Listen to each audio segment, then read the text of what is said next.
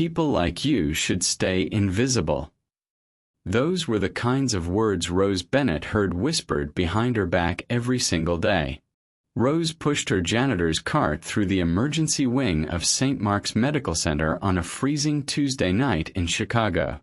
While the rest of the city slept warm in their beds, she scrubbed blood off linoleum floors and wiped down surfaces no one else wanted to touch. Then the chaos erupted. Double doors exploded open. A stretcher came flying through, wheels screeching against polished tile. A man lay sprawled across it, expensive Italian suit soaked crimson, blood pooling beneath him like spilled wine. Gunshot wound. Male, early 40s. Massive hemorrhaging. A doctor's voice cut through the bedlam. Rose froze, mop suspended midair, watching the controlled pandemonium unfold. Nurses materialized from nowhere.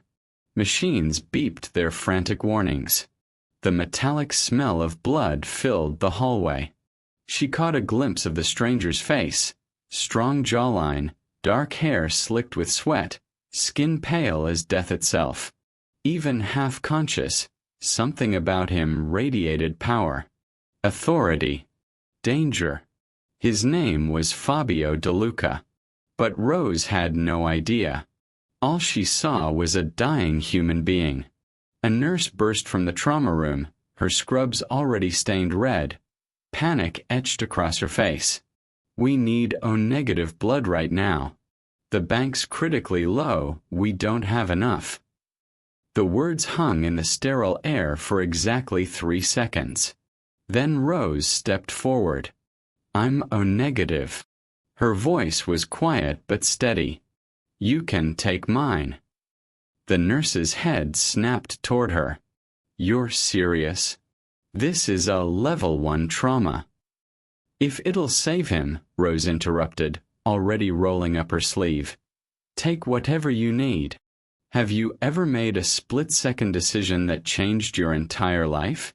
If this story makes you believe in good deeds, show us some love with a like and share it with someone who believes in second chances, and drop in the comment where you are watching from. Don't forget to subscribe for more stories that remind us hope and love. 20 minutes later, Rose lay on a gurney in a side room, watching her blood flow through clear tubing toward the operating theater. The needle pinched her arm. The room spun slightly, but she kept her eyes open, focused on the ceiling tiles she'd cleaned hundreds of times before. Through the small window, she could see men in dark suits gathering outside the trauma bay. Not family. Not friends. They moved like soldiers, alert, watching, hands resting near concealed weapons beneath tailored jackets. One of them spoke urgently into a phone in what sounded like Italian. Another positioned himself at the door, turning away anyone who came close. These weren't normal visitors. Rose's mother had taught her something simple. If you can save a life, you do it. No questions asked. So Rose didn't ask questions. She just donated her blood and told herself this was the right thing to do. What Rose didn't know, what she couldn't possibly know, was that the stranger fighting for his life 3 rooms away wasn't just some businessman caught in the wrong place at the wrong time. Fabio De Luca was one of the most feared Italian mafia bosses in America. A man who controlled ports, businesses, and underground networks spanning 3 states. A man whose word could end lives or save them. A crime lord so powerful that someone had just tried to assassinate him in broad daylight and nearly succeeded.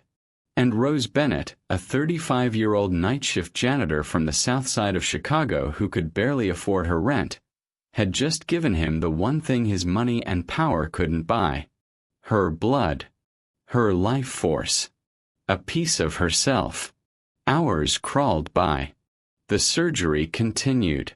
Rose finished her donation, accepted a juice box and cookies from a distracted nurse, and quietly returned to her cleaning duties. She mopped the blood-stained hallway where the stranger had first arrived, erasing the evidence of violence with practiced efficiency. By 3 a.m., a doctor emerged from the operating room, exhausted but relieved. "He's stable," she told the men in suits. "Critical but stable. He's going to make it." One of the suited men, thick neck, scarred knuckles, cold eyes, grabbed the doctor's arm. "The blood donor." "Who was it?" The doctor pulled away, irritated. "Hospital policy." Who was it? Not a question. A command. The doctor hesitated, then glanced toward the supply closet where Rose was emptying a trash bin. The janitor. Rose Bennett. The man's eyes followed the doctor's gaze, landing on Rose, this small, tired woman in a stained uniform, gray hair escaping from beneath a hairnet, worn-out sneakers with holes in the toes. He studied her like she was a puzzle that didn't make sense. Then he pulled out his phone and made a call. Inside the VIP recovery room, Fabio De Luca's eyes fluttered open. Pain radiated through his chest, but he was alive. The breathing tube had been removed. His mind, sharp even through morphine fog, immediately began calculating. Who betrayed him? Which family ordered the hit? What territories were vulnerable now? But his first words weren't about revenge. Who gave the blood? His voice was hoarse, barely a whisper. His underboss, Marco, leaned close. A woman boss. A janitor working the night shift. Name's Rose Bennett. Fabio's eyes narrowed. A janitor. "Yes, sir. She knows who I am." "Doesn't seem like it. She just volunteered. Asked for nothing in return." For the first time in 20 years, Fabio De Luca was speechless. In his world, loyalty was bought. Favors were traded. Every action had a price, an angle, a hidden motive. But this woman, this stranger, had saved his life and walked away like it was nothing. That fascinated him. And in Fabio's world, fascination could be dangerous. 2 days passed. Rose returned to her routine, night shift, empty hallways, invisible existence. She assumed the emergency was over. Just another dramatic night at St. Mark's that would fade into memory.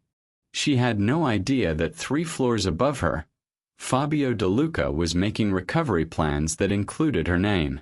Now let me take you back to understand who Rose Bennett really was, and why a simple act of kindness was about to drag her into the most dangerous chapter of her life. The side room was smaller than Rose expected. Cold. Clinical. The kind of space designed for efficiency, not comfort. A nurse guided her onto a padded chair that reclined at an angle, the vinyl cracking beneath her weight. "Roll up your sleeve," the woman instructed, her voice tight with urgency. Rose obeyed. Through the thin walls, she could hear everything. Machines beeping in frantic rhythms. Doctors barking orders like generals in a war zone. The sharp hiss of a ventilator being connected. The metallic clang of surgical instruments hitting steel trays. "We're losing him. BP dropping. Get me 2 units now. Somebody page cardiothoracic. This is bad." The antiseptic smell burned Rose's nostrils. That sterile chemical scent that somehow smelled like fear and hope mixed together. She'd cleaned these rooms for years, but being on this side of the needle felt different. Vulnerable. The nurse swabbed her arm with alcohol. The cold liquid made her skin prickle. "You sure about this?" the nurse asked, not unkindly. "It's going to be a lot. He needs a lot." Rose nodded. "I'm sure." The needle slid in. Sharp pinch, then a dull ache as her blood began flowing through the clear tubing toward a collection bag. Dark red. Life itself, leaving her body to save a stranger. Rose watched it fill, mesmerized. Who is this man? The question whispered through her mind as she lay there, growing lighter, dizzier. She turned her head slightly, catching glimpses through the small window in the door. Men in expensive suits lined the hallway like sentries. Not one of them sat down. Not one of them looked remotely like family members nervously waiting for news. They stood with their backs straight, hands clasped in front of them, eyes constantly scanning. One of them wore a suit that probably cost more than Rose made in 6 months. Another had a visible shoulder holster beneath his jacket. A third spoke rapidly in Italian into his phone, his face hard as granite. These weren't ordinary people. And the man bleeding out in surgery wasn't ordinary either. Rose had seen his suit before they cut it away. Charcoal gray, tailored perfectly, soaked in blood. The kind of suit senators wore. CEOs. Men who controlled things. Even the hospital staff treated him differently. The head of surgery had been called in personally. A private VIP recovery room had been cleared and prepped. Security guards were stationed at every entrance to this wing. Royalty. That's how they were treating him. Like royalty. But Rose still asked for nothing. A memory surfaced, soft and warm despite the cold room. Her mother's voice. Rose was 16, walking home from school through the South Side projects. They'd passed a homeless man collapsed on the sidewalk, shivering despite the summer heat. Everyone else walked past like he was invisible.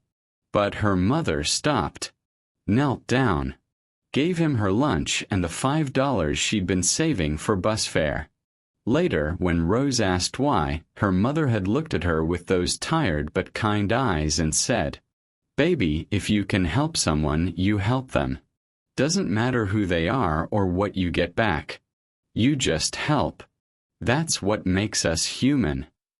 Rose had carried those words like a compass for 19 years. Even after her mother died. Even through all the nights scrubbing floors and counting pennies. Even now.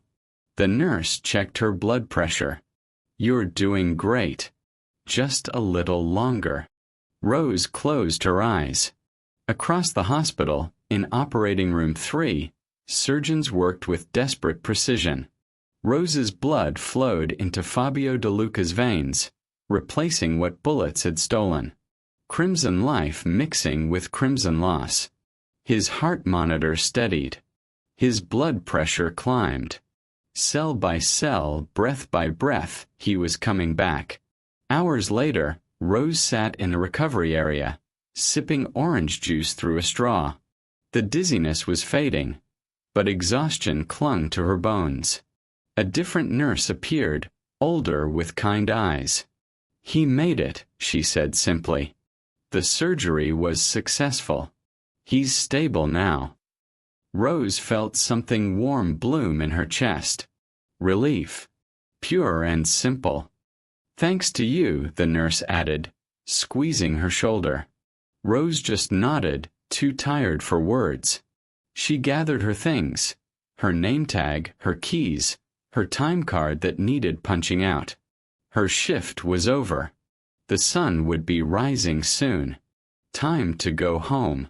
She slipped out through the staff exit, avoiding the chaos still swirling around the VIP wing.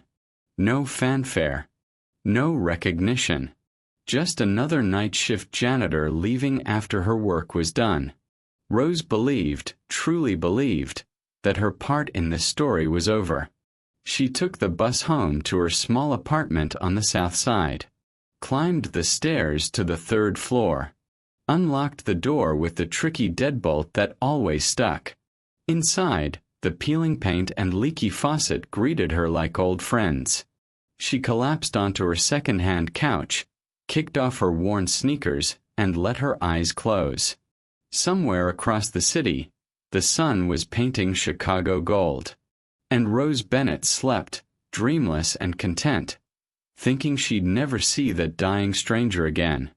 But in the VIP recovery room at St. Mark's Medical Center, Fabio De Luca's eyes opened. Machines beeped steadily beside him.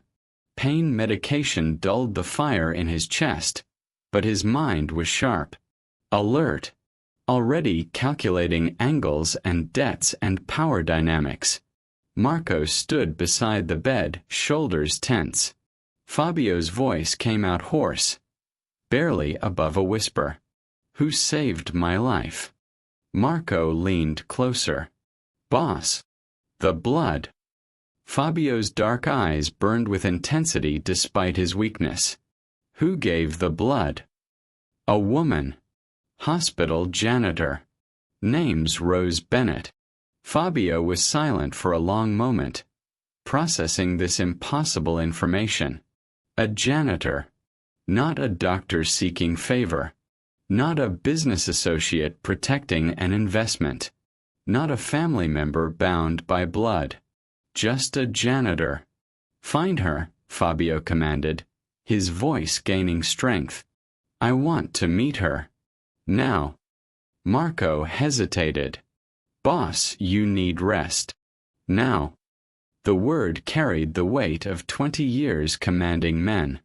Marco nodded and disappeared into the hallway, already pulling out his phone. Fabio stared at the ceiling, tubes and wires connecting him to machines that kept him alive. Somewhere in this hospital was a woman who had saved him. And Fabio De Luca always repaid his debts. Always. Fabio De Luca had built an empire on 3 principles: power, loyalty, and fear. At 42 years old, he was everything Chicago's underworld whispered about in hushed tones. To the legitimate world, he was a successful Italian-American businessman, owner of luxury restaurants, import-export companies, and commercial real estate spanning 3 states. His name appeared in Forbes articles about self-made millionaires. He attended charity galas where politicians shook his hand and smiled for cameras. He donated to children's hospitals and spoke at business conferences about the American dream. But behind the tailored suits and philanthropic press releases lived a darker truth. Fabio De Luca was one of the most powerful mafia bosses in America. The De Luca crime family controlled the ports of Chicago, New York, and Miami. Shipping routes that moved everything from legitimate goods to less legitimate cargo. Protection rackets that generated millions. Underground gambling operations that politicians pretended not to see. Respected by allies. Feared by enemies. Untouchable by law enforcement who could never make charges stick. For 15 years, Fabio had ruled with an iron fist wrapped in Italian silk. Until someone decided to end that reign with bullets. The assassination attempt had come on a Tuesday afternoon. Fabio was leaving a business meeting at one of his waterfront properties when the black SUV appeared. No warning. No negotiation. Just windows rolling down and muzzle flashes lighting up the Chicago dusk. His driver was killed instantly. His bodyguard took 3 rounds protecting him. Fabio felt the bullet punch through his chest like a sledgehammer, stealing his breath and filling his mouth with the taste of copper. The Rossetti family. He knew it immediately. Recognized their ruthless efficiency. They'd been circling his territory for months, testing boundaries, making moves. This was their power play: eliminate the head, seize the empire. They'd almost succeeded. Almost. If not for a janitor named Rose Bennett. Now, propped up in his private recovery room with tubes still connected to his arms, Fabio processed this information with the cold calculation that had kept him alive for 2 decades. Marco stood at attention, delivering his report. Rose Bennett, 35 years old. South Side native. Night shift janitor. Been working at St. Mark's for 6 years. Lives alone in a rent-controlled apartment on West Division Street. No criminal record. No debts beyond normal bills. No connections to any families, ours or theirs. Fabio's fingers drummed against the hospital bed rail. Political affiliations? Religious organizations? Anything. Nothing, boss. She's clean. Completely ordinary. And she asked for nothing? No money. No favors. Marco shook his head. The nurses said she just donated and went back to work. Didn't even want the standard compensation the hospital offers blood donors. Fabio stared out the window at the Chicago skyline, his mind working through possibilities like a chess grandmaster analyzing a board. In his world, every action had a motive. Every gesture hid an angle. Loyalty was purchased. Favors were currency. People didn't save lives out of simple kindness. They saved lives to gain leverage, to earn debts, to position themselves for future rewards. But this woman had saved him and walked away. In my world, Fabio said quietly, almost to himself, nobody helps for free. Marco shifted uncomfortably. What do you want to do, boss? Fabio's dark eyes hardened with determination. I want to meet her. Personally. You should rest. 2 days. Fabio's tone left no room for argument. Give me 2 days to get strength back. Then arrange it. 2 days later, Rose Bennett was mopping the hospital lobby floor at midnight. The graveyard shift was always peaceful. Just her, the night security guard, and the occasional ambulance bringing in emergencies. She worked in steady rhythm, her worn mop sloshing across tiles she'd cleaned 1,000 times before. Outside, a black luxury sedan pulled smoothly to the curb. Rose didn't notice at first. Then the lobby doors opened, and 3 men in expensive suits walked in. Not doctors. Not patients. They moved with military precision, scanning the empty space like Secret Service agents. The lead man, thick-shouldered, cold-eyed, Italian features, approached Rose directly. Are you Rose Bennett? Her heart jumped. The mop handle suddenly felt slippery in her grip. Yes. Did I do something wrong? Our employer would like to meet you. Rose's mind raced. Employer? She worked for the hospital, not these men. I don't understand. It's about the donation you made 2 nights ago. His voice was polite but firm. Not a request. A statement of fact. Fear crept up her spine. The man from the emergency room? Come with us, please.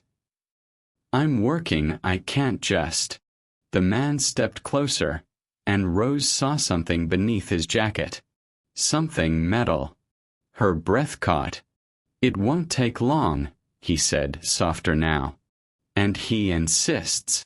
Rose looked at the night security guard, who was suddenly very interested in his newspaper. No help there. She was alone. With trembling hands, she set down her mop. They escorted her to the elevator, up to the private VIP wing she'd only seen from a distance. Past security checkpoints where guards nodded respectfully at her escorts. Down a hallway that smelled like expensive flowers instead of antiseptic. They stopped at a door flanked by 2 more suited men. One of them knocked twice, then opened it. Go ahead, her escort said. Rose stepped inside. The room was more like a hotel suite than a hospital room. Soft lighting. Leather furniture. Medical equipment disguised as tasteful decor. And in the center, sitting up in bed despite the 4 lines and monitors, was him. Fabio De Luca. He looked different than when she'd seen him bleeding on a stretcher. Stronger. Alert. Those dark eyes studied her with an intensity that made her feel like an insect under a microscope. "So you're the one who saved me," he said in a thick Italian accent that carried the weight of old-world power. Rose's voice came out smaller than she wanted. "I just donated blood, sir." Fabio shook his head slowly, never breaking eye contact. "No."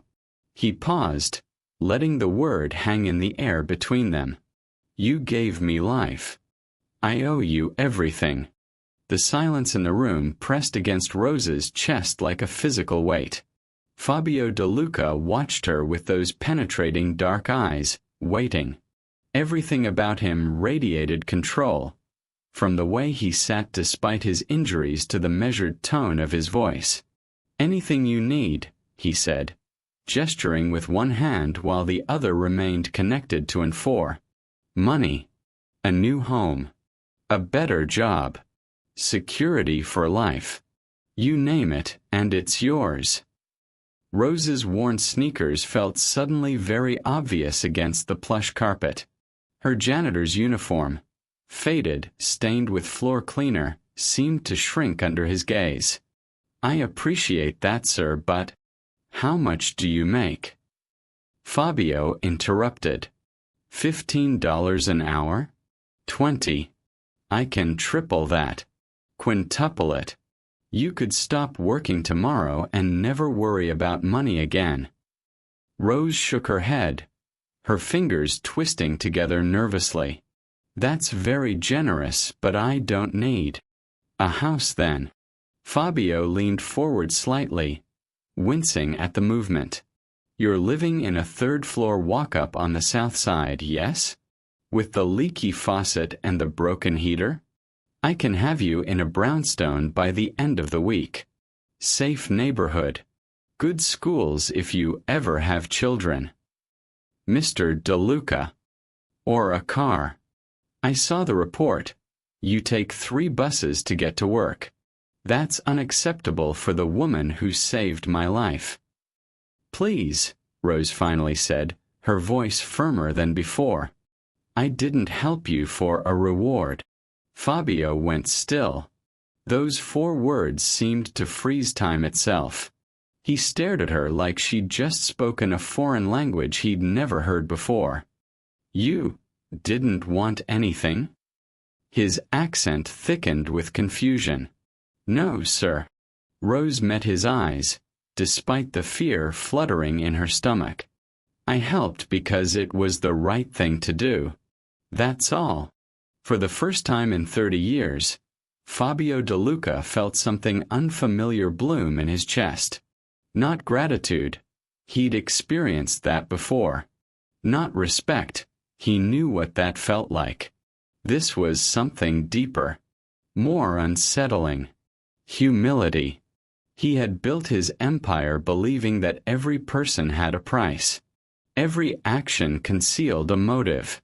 Kindness was a transaction, loyalty was purchased, and altruism was a myth told by people too weak to play the real game.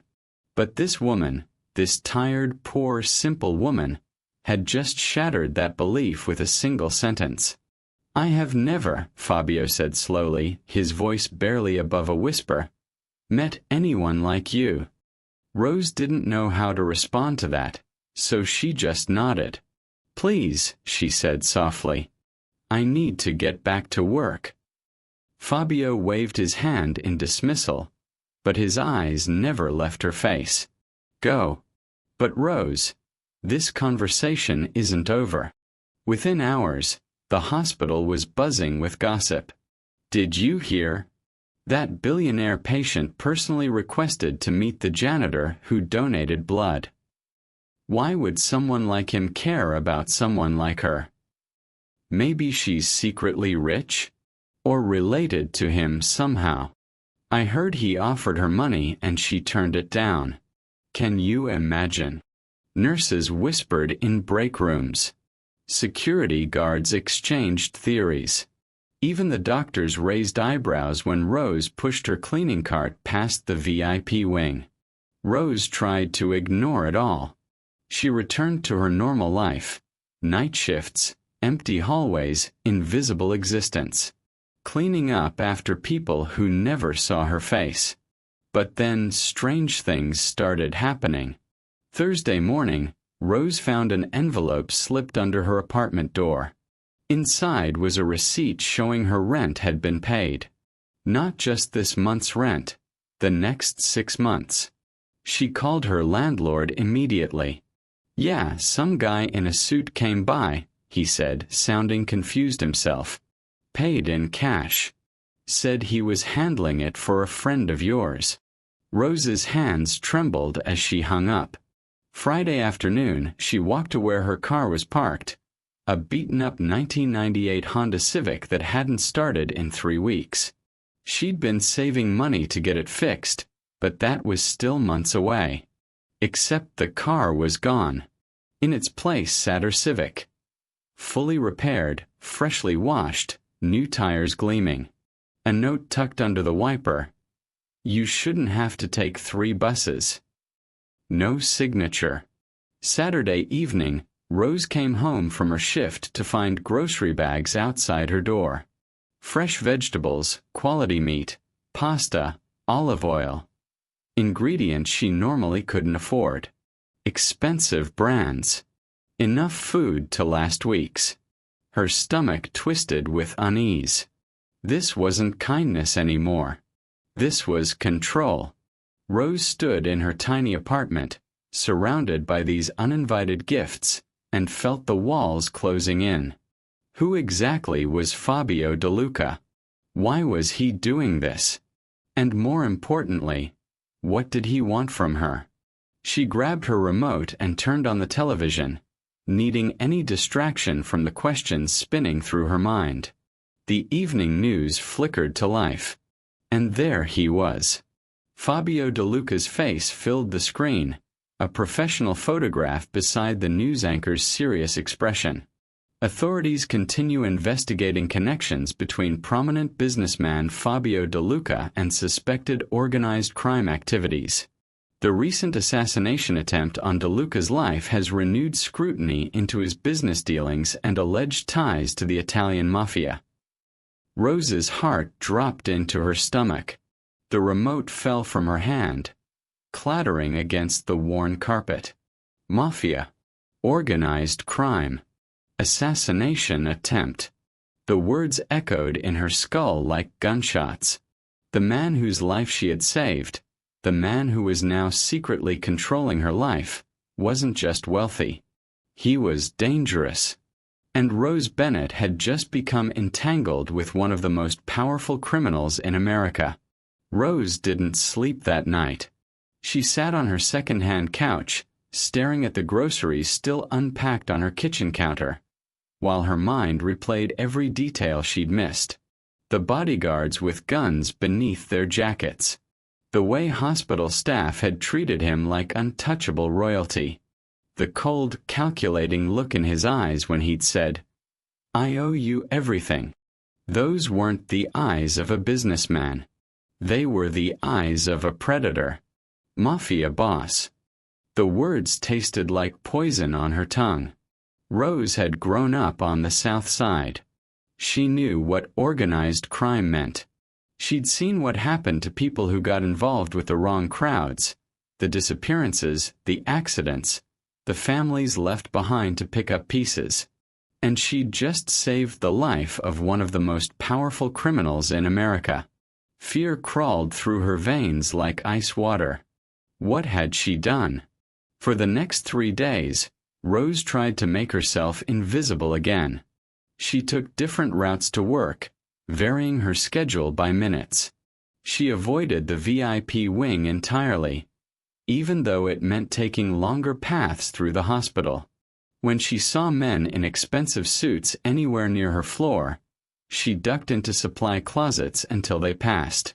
She couldn't escape him forever, but she could try. Tuesday night, Rose was cleaning a 4th-floor hallway when she heard footsteps behind her. Slow, deliberate, confident. She turned, and her breath caught. Fabio De Luca stood 10 feet away, leaning slightly on a cane, still recovering but no longer confined to bed. He wore dark slacks and a tailored shirt, looking completely out of place in the sterile hospital corridor. 2 bodyguards flanked him at a respectful distance. Rose's hand tightened on her mop handle. "You've been avoiding me," Fabio said. "Not a question. A fact." Rose swallowed hard. "I've been working. You've been hiding." He took a step closer, and she resisted the urge to step back. "You know who I am now." It wasn't a question, but Rose answered anyway. Her voice came out barely above a whisper. "Yes." "You saw the news." "Yes." Fabio studied her face, the fear flickering in her eyes, the tension in her shoulders, the way she held that mop like it might protect her. "Are you afraid?" he asked softly. Rose wanted to lie, wanted to be brave, but something about those dark eyes demanded honesty. "A little," she admitted. The silence stretched between them like a tightrope. Then Fabio did something unexpected. He nodded, acknowledging her fear rather than dismissing it. "That's smart. Fear keeps you alive in my world." Rose's fingers trembled slightly. "I don't want to be in your world." "I know." Fabio took another step closer, his voice gentling in a way that surprised her. "But I need to know, do you regret it? Saving my life." The question hung in the air. Rose thought about lying again. Thought about saying yes. Maybe that would make him leave her alone. But her mother's voice echoed in her memory. "If you can help someone, you help them." "No," Rose said finally, meeting his eyes despite her fear. "I don't regret saving you." Fabio stopped moving. In 42 years of life, surrounded by people who feared him, served him, used him, or tried to kill him, he had never encountered this kind of honesty. This woman knew what he was, knew the danger, felt the appropriate fear, and still didn't regret her kindness. Something shifted in Fabio's chest, something he hadn't felt since he was a boy, before the violence and power and blood. Something almost forgotten. Shame. Not for who he was. He'd made peace with that long ago. But shame that someone this genuinely good had been pulled into his darkness. "Rose," he said quietly, "I want you to understand something. The people in my world, they don't think like you. They don't see kindness as strength. They see it as weakness." "I'm not strong," Rose whispered. "I'm just a janitor." "You're stronger than you know." Fabio's jaw tightened. "Which is exactly why you're now in danger." Rose's fear spiked. "What do you mean?" "My enemies know about you. They know you saved my life." His voice hardened. "And to them that makes you valuable. A way to hurt me. A weakness they can exploit." The hallway suddenly felt colder. "I didn't ask for this," Rose said, her voice cracking slightly. "I know. But it doesn't matter what you asked for."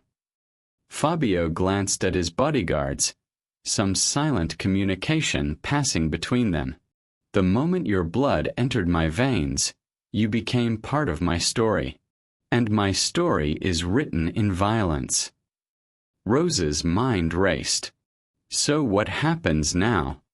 Fabio looked at her with something that might have been regret. "Now I protect you. Whether you want me to or not." Across the city, in a warehouse near the docks, a different conversation was taking place. Vincent Rossetti sat in a leather chair, cigar smoke curling around his weathered face. 3 of his top lieutenants stood before him, waiting. "Tell me about the woman," Vincent said. "Rose Bennett. Night shift janitor. She donated blood during the emergency." Vincent's eyes narrowed. "And DeLuca's response?" "He's obsessed with her, boss. Paid her rent, fixed her car, sends her groceries." He even visited her personally at the hospital. A slow smile spread across Vincent's face. Fabio De Luca, the man who kills without hesitation, is playing guardian angel to a janitor? Looks that way. Vincent tapped ash from his cigar. Then we've found his weakness. You want us to grab her? Not yet. Vincent stood, walking to the window overlooking the dark Chicago waterfront. But watch her. Follow her. Learn everything. When the time is right, we'll use her to finish what we started. He turned back to his men, eyes glinting with cold calculation. After all, even kings fall when you threaten the things they love. Rose tried to pretend everything was normal. She went to work, cleaned her floors, smiled at the nurses, avoided the VIP wing and the men in suits who seemed to appear in hospital corridors more frequently now. She told herself that if she just kept her head down and stayed invisible like she'd always been, this nightmare would fade away. She was wrong. Thursday night, Rose's shift ended at 2 a.m. She took her usual route home, 3 buses that wound through Chicago's sleeping streets, past closed storefronts and flickering streetlights. The city at this hour belonged to insomniacs, third-shift workers, and people with nowhere else to go. Rose got off at her stop and began the 4-block walk to her apartment. That's when she noticed the car. Black sedan, tinted windows, driving slowly, too slowly, about half a block behind her. Her pulse quickened. Just paranoid, she told herself. Just tired. She walked faster. The car matched her pace. Rose's hands trembled as she gripped her purse tighter. 2 more blocks. Just 2 more blocks to her building. She risked a glance over her shoulder. The car had stopped. 2 figures sat inside, silhouettes barely visible through the dark glass. Watching her. Rose broke into a run. She heard the car door open behind her, footsteps on pavement, but she didn't look back. She sprinted the remaining distance, fumbled with her keys at the building entrance, and practically threw herself inside. The lock clicked behind her. Through the glass door, she saw the car still idling at the curb, waiting. Then slowly, deliberately, it drove away. Rose collapsed against the wall, gasping for breath, her entire body shaking. She didn't sleep. Rose sat on her couch, lights on, jumping at every sound. Car engines outside. Footsteps in the hallway. The building settling. At 4 a.m., her exhaustion finally won.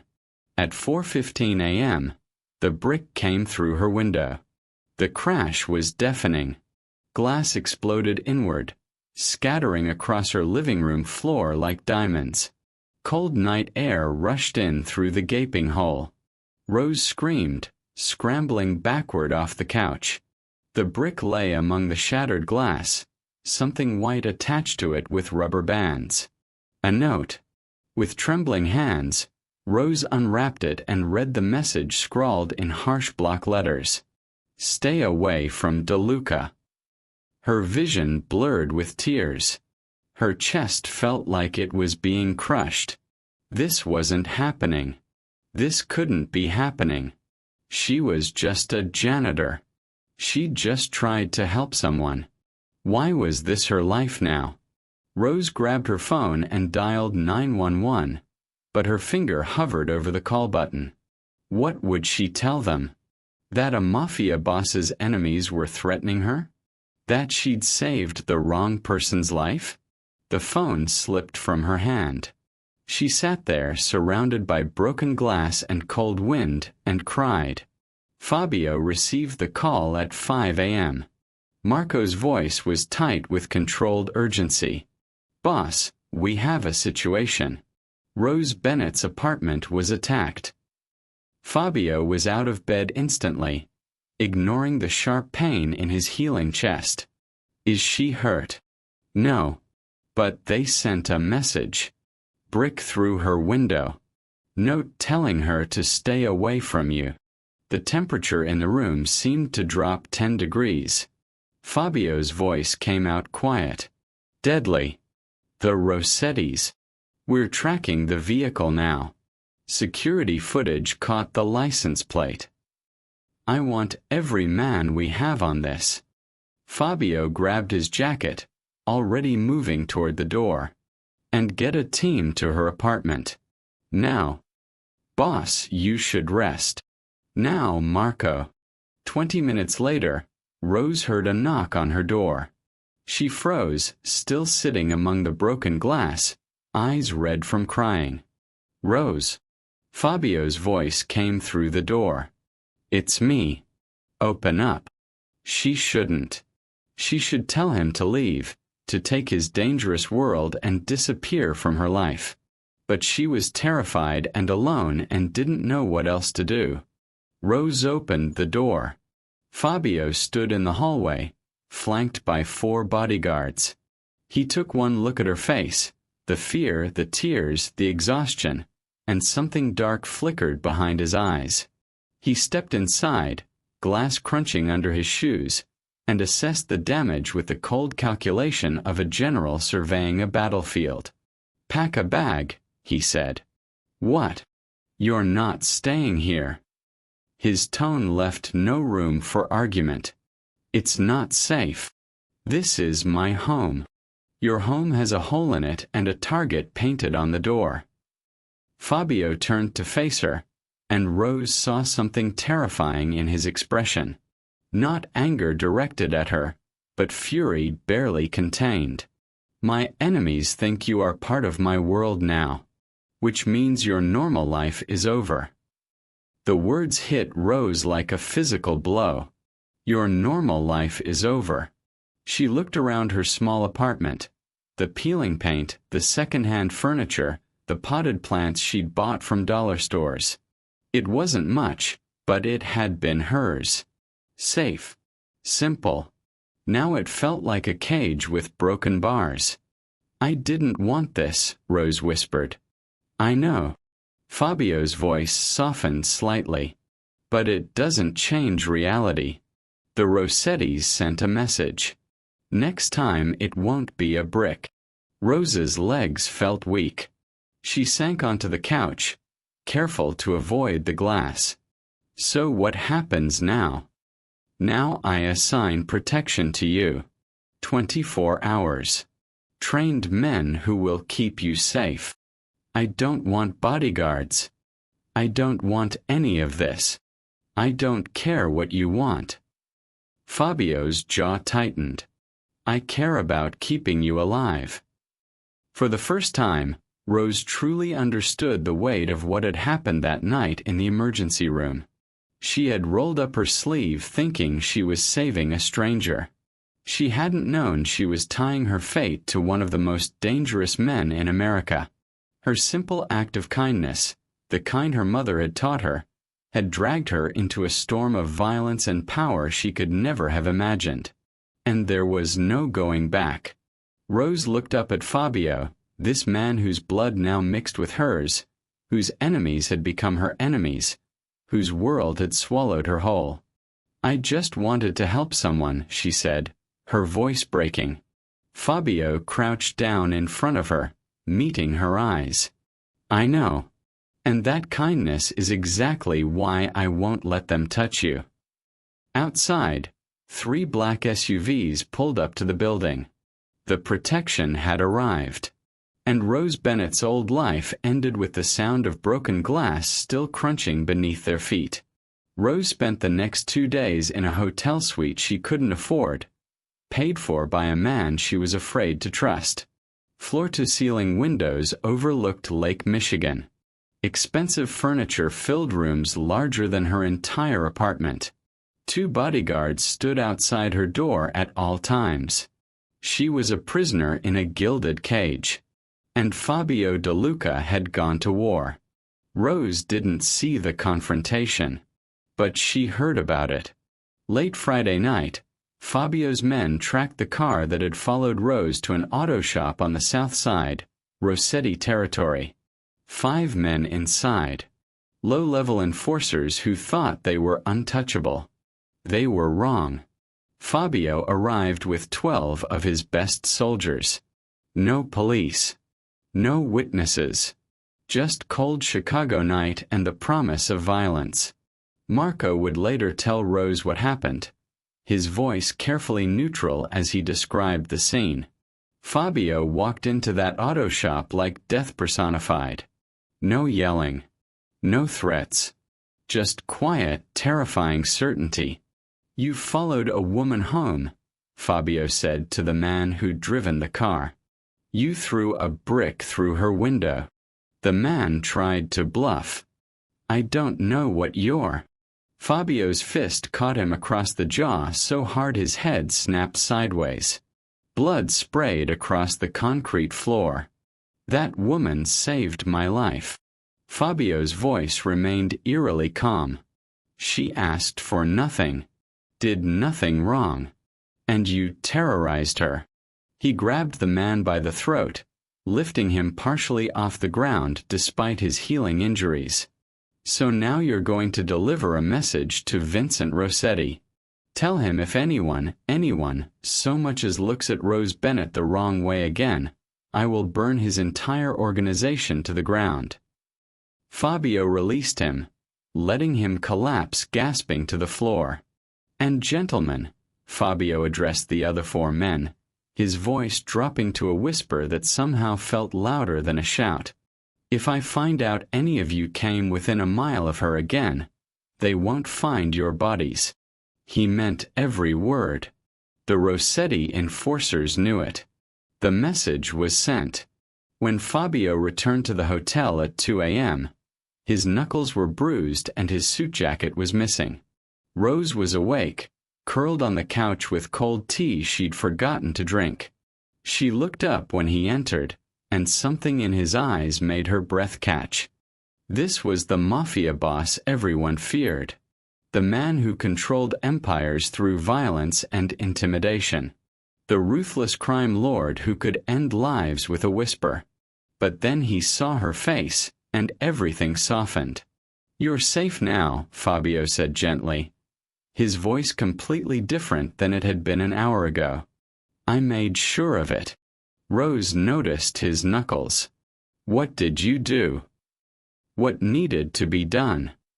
He moved to the bar, poured himself whiskey, then seemed to think better of it and set the glass down untouched. "They won't come near you again. You hurt people because of me. I protected you. There's a difference." Rose stood, wrapping her arms around herself. "I don't know how to live in a world where violence is the answer." Fabio studied her for a long moment. Then, surprisingly, he nodded. "I know. That's what makes you different." He crossed to the window, keeping careful distance between them. Respectful space. "In my world," Fabio continued quietly, "kindness is weakness. Trust gets you killed. Love is a liability." He paused. "But you saved my life without wanting anything in return. You still don't regret it, even knowing what I am." "Should I regret it?" Rose asked. "Probably." The honesty startled a sad laugh from her. Fabio turned to face her, and Rose saw both versions of him in that moment, the monster and the man. The crime lord who'd just brutalized his enemies and the grateful stranger who looked at her like she was something precious and breakable. "I won't let them hurt you," he said softly. "You have my word." "Your word." Rose shook her head. "A week ago, I didn't even know your name. Now you're... what? My protector? My friend? I don't have friends. Then what am I?" Fabio was quiet for a long time. When he finally spoke, his voice carried weight Rose couldn't quite identify. "You're the person who reminded me I'm still human." Something shifted in the room. Not romantic. Too complicated for that. But deeper than simple gratitude. A connection neither of them understood or knew how to name. Trust, maybe. Or the beginning of something that could become trust. Rose moved to the opposite end of the window, both of them staring out at Chicago's glittering skyline. "I can't go back to my old life, can I?" she asked. "No. Because of you. Because you saved me." Fabio glanced at her. "I didn't ask for your kindness, Rose. But I won't waste it either." They stood there in silence, two people from impossibly different worlds, bound together by blood and circumstance and something neither could name. Over the following days, a strange routine developed. Fabio visited daily, always respectful, always careful to maintain appropriate distance. He brought her books when she mentioned being bored, arranged for her to keep her hospital job if she wanted, with security escorts, asked about her life, her mother, her dreams she'd abandoned. He listened. Really listened. Rose saw the gentleness beneath the violence, the intelligence behind the intimidation. The man who donated to children's hospitals while running criminal empires. It confused her, scared her, and worse, made her understand him as something more than just dangerous. But late at night, alone in her expensive prison, Rose's mind circled the same question over and over. Am I safe around him? Or in more danger than ever? The bodyguards outside her door were protection. But they were also reminders. Reminders that she now lived in Fabio De Luca's world, whether she wanted to or not. And in his world, safety was just another word for survival. 3 weeks of protection had made Rose complacent. The bodyguards became familiar faces. The routine felt almost normal. She'd even returned to work, always with 2 suited men trailing at a discreet distance. It felt safe. It was a lie. Wednesday afternoon, Rose finished her shift early. The hospital had been quiet, and her supervisor let her leave at noon instead of her usual 2 p.m. She texted her security detail, "Leaving early. Meet you at entrance." The message never sent. Cell service dropped. Something about tower maintenance, the error message claimed. Rose shrugged and headed to the employee exit, figuring her guards would be waiting at the usual spot. They weren't. The parking lot was nearly empty in the early afternoon sun. Rose walked toward the bus stop, her worn sneakers scuffing against asphalt. A white van pulled up beside her. Too fast. Too close. The side door slid open. 3 men jumped out before Rose could scream. Rough hands grabbed her arms, yanking her toward the van. A cloth covered her mouth, chemical sweet, suffocating. Her purse fell, contents scattering across the pavement. Rose kicked, thrashed, bit down on the hand covering her face. Someone cursed in Italian. Get her in now. They were dragging her inside when tires squealed behind them. A black SUV came out of nowhere, slamming into the van's rear with crushing force. Metal screamed. The men holding Rose stumbled, their grip loosening. Marco exploded from the SUV, gun drawn. Let her go. The kidnappers hesitated for 1 fatal second. That's when Fabio's car arrived. He didn't wait for it to stop completely. Fabio threw open the door while the vehicle was still moving, rage transforming his face into something terrifying. Rose. One of the kidnappers pulled a gun. Marco fired first. The shot echoed across the parking lot. The man went down, screaming, clutching his shoulder. The other 2 released Rose and scrambled back into the van. Go! Go! Go! The van's engine roared. Tires spun, smoking against concrete as it lurched forward. Marco and two other guards opened fire, bullets punching through the van's rear doors. But it was already accelerating, weaving through parked cars toward the exit. "Get in!" Fabio shouted at Rose. She didn't think. Just ran to his car and dove into the back seat.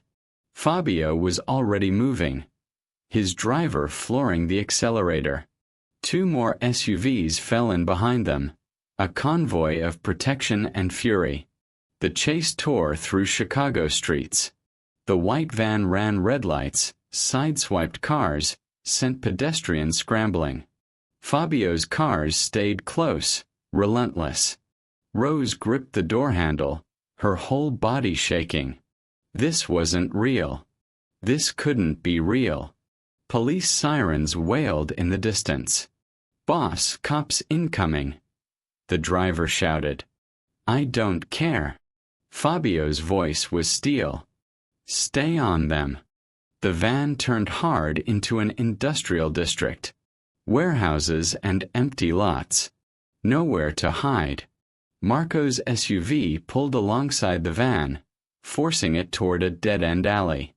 The van tried to brake, tried to turn, but physics and desperation betrayed it. It crashed into a chain-link fence, steam hissing from the destroyed radiator. Fabio's cars boxed it in. Guards poured out, weapons drawn, surrounding the van like wolves circling wounded prey. The kidnappers stumbled out, hands raised, blood on their clothes. Fabio emerged slowly, deliberately. He walked toward them with the calm of a man who held all the cards. "Vincent Rossetti sent you," he said. Not a question. One of the men spat blood. He said, "The woman's yours now." Said taking her would break you. Fabio's expression didn't change. "Tell Vincent this. He just started a war he can't win." Police sirens grew louder. Closer. "Boss, we need to move," Marco urged. Fabio turned away from the kidnappers, dismissing them like insects. He walked back to his car, where Rose sat frozen in the back seat. Their eyes met through the window, and Fabio saw her completely shattered. They drove to one of Fabio's properties, a penthouse downtown with security that rivaled the White House. Rose couldn't stop shaking. Fabio guided her inside, his touch gentle despite the violence still crackling in the air around him. He sat her on a leather couch, poured water she couldn't drink, spoke words she couldn't hear over the ringing in her ears. Then, finally, the dam broke. "I just wanted to help someone." Rose's voice cracked, tears streaming down her face. "I saw you dying and I wanted to help. That's all. I never wanted this life. I never wanted guns and chases and people trying to kidnap me." She looked up at Fabio through blurred vision. "I was invisible. I was safe. And now I'm a target," Fabio finished quietly. He knelt in front of her, his powerful frame somehow making him seem more vulnerable than threatening. "Because of me. I'm so tired of being scared." Rose wiped at her tears uselessly. More kept coming. "Every time I close my eyes, I see those men grabbing me. Every car that drives too slow makes my heart race. I can't live like this. I can't." Fabio was silent for a long moment. He'd built his empire on violence. Accepted that danger was the price of power. Lived with death as a constant companion for so long he'd forgotten what it felt like to truly fear. But watching Rose fall apart, this kind, simple woman who'd saved his life out of pure goodness, Fabio felt something he rarely experienced. Guilt. Rose. He waited until she met his eyes. "I did this to you. My world, my enemies, my sins. They became yours because you were kind. Because you helped when you didn't have to. I know. And I can't undo it. I can't make you invisible again. I can't give you back the safety you had before. Rose's face crumpled. I know that too. Fabio reached out slowly, giving her time to pull away. When she didn't, he took her hands in his bruised knuckles against her trembling fingers. But I can make you a promise. His voice carried absolute certainty. No harm will ever touch you again. Vincent Rossetti and his entire family will answer for today. Every enemy I have will learn that you are untouchable.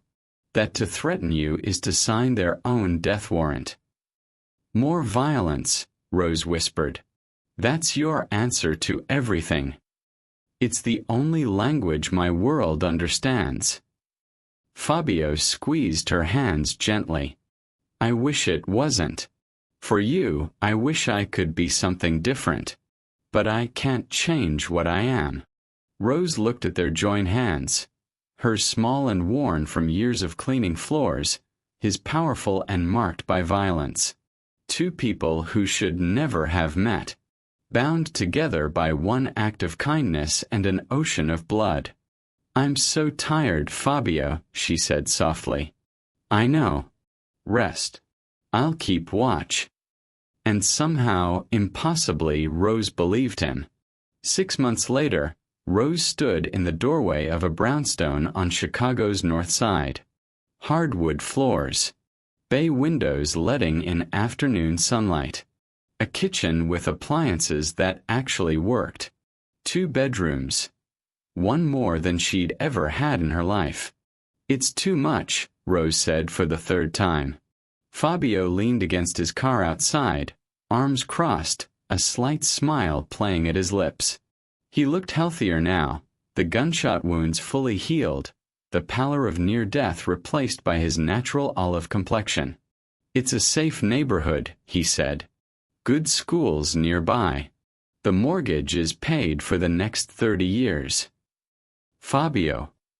The deed is in your name. No strings attached. No Mafia money tracing back to it. He straightened, walking up the steps to stand beside her. Just a home. For you. Rose turned to face him. This man who had turned her entire world upside down. You've already done so much. My credit card debt's gone. My student loans from the college I never finished. Paid. That broken-down car I couldn't afford to fix, replaced with something reliable. You saved my life, Rose. And you've repaid that debt 10 times over. No. Fabio shook his head. I haven't even begun to repay what you gave me. They sat in the empty living room as movers brought in furniture Rose had picked out. Simple, practical pieces that reminded her of her mother's taste.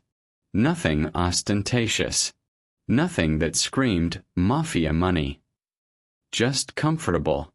Just home. The Rossettis, Rose asked quietly. Are they still handled? Fabio's voice carried finality. Vincent Rossetti is serving 20 years for racketeering. His organization collapsed when 3 of his captains turned state's evidence. He can't hurt you anymore. No one can. Rose had learned not to ask for details. The less she knew about how Fabio operated, the better she slept at night. And you? She asked. You're still what I've always been. Fabio met her eyes.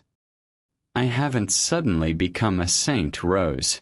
My businesses, both legitimate and otherwise, continue. I'm still the man you saw on the news. I know. Does that bother you? Rose considered the question honestly. 6 months ago, the answer would have been a resounding yes. But time had complicated things. She'd seen Fabio's ruthlessness, yes. But she'd also seen his loyalty, his unexpected gentleness, The way he kept every promise he made. It should bother me more than it does, Rose admitted. You're still a good person. Don't let my world change that. Too late. Rose smiled sadly. I'm already changed. Fabio was quiet for a moment then. When I woke up in that hospital bed, I was angry. Angry that someone had gotten close enough to shoot me. Angry that I'd been vulnerable. Angry that I'd survived only because of some stranger's kindness. He stood, walking to the bay window, hands in his pockets. I've lived 42 years believing that kindness was weakness, that compassion was a liability, that the only things that mattered in this world were power and fear and control. He turned to face her. The night you gave me your blood, Rose, you reminded me I was still human, that underneath all the violence and money and power, I was just a man who could still be saved by someone who asked for nothing in return. Rose felt tears prick her eyes. You didn't just save my life, Fabio continued, his voice rough with emotion he rarely showed. You saved something I thought I'd lost decades ago. The ability to feel grateful, to recognize genuine goodness when I saw it, to want to be better, even if I can never fully be good. Fabio.